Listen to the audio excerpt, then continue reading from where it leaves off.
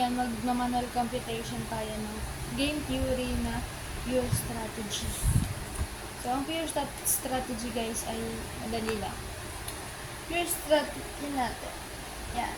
So, nandito na yung data guys. Sinurot ko na siya para hindi na tayo mahirapan.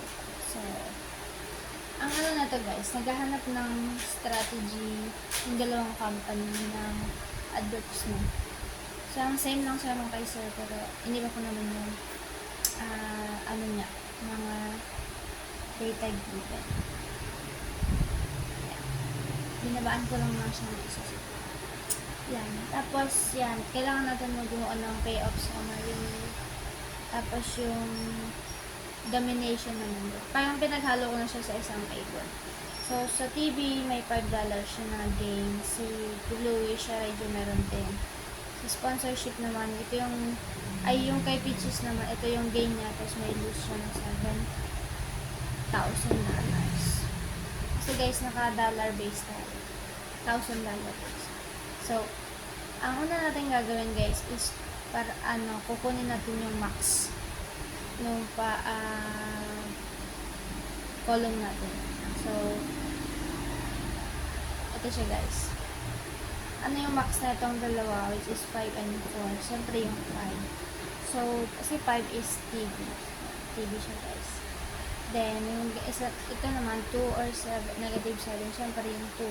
So, TV din siya guys. So, dito pa lang guys, sasagot sa strategy. Alam na natin na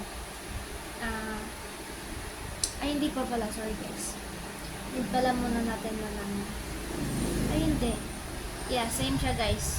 Alam na natin na pure strategy siya. Kasi same siya. Then, sa kabilaan naman dito, sa row, kukunin naman just minimum. Kasi, bakit minimum? Kasi yung maximum dito is gain ng kalaban. So, kukunin niya dito is yung minimum kasi yun yung gain niya. So, dito is ang mababa or minimum is 2, which is sponsorship. Then, dito naman is 7, sponsorship din. So, same din sila guys.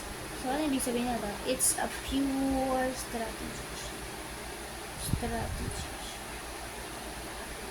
Yun na guys.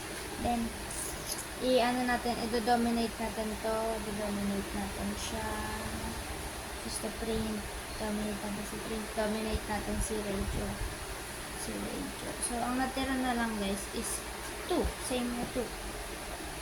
So, ang conclusion na to guys, si Bluish ay yung advertisement is yung TV advertisement. While si Peaches naman is sponsorship. And so, parang silang may gain na $2,000.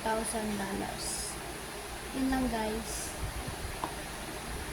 Thank you.